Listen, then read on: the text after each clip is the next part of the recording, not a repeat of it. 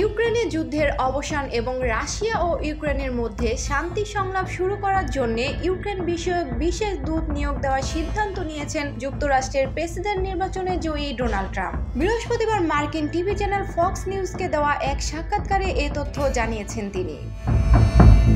সাক্ষাৎকারে ট্রাম্প বলেন, আপনারা শীঘ্রই ইউক্রেন বিষয়ক একজন জ্যেষ্ঠ বিশেষ দূতকে দেখতে পাবেন, এমন একজন যার উপর আমরা আস্থা রাখতে পারি। তবে নতুন মার্কিন প্রশাসনে কে ইউক্রেন বিষয়ক বিশেষ দূত হতে যাচ্ছেন, ফক্স নিউজের সাক্ষাৎকারে সে সম্পর্কিত কোনো ইঙ্গিত দেননি ডোনাল্ড ট্রাম্প।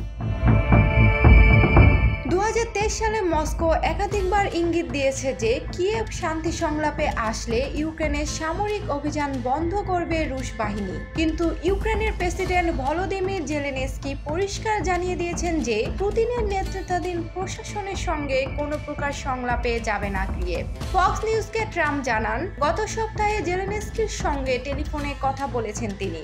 শীঘ্রই রাশিয়ার প্রেসিডেন্ট পুতিনের সঙ্গে একটি বিস্তৃত বৈঠকের ইচ্ছেও রয়েছে তার। সুরভি জান্নাত লাবণ্য, দেশ বর্তমান।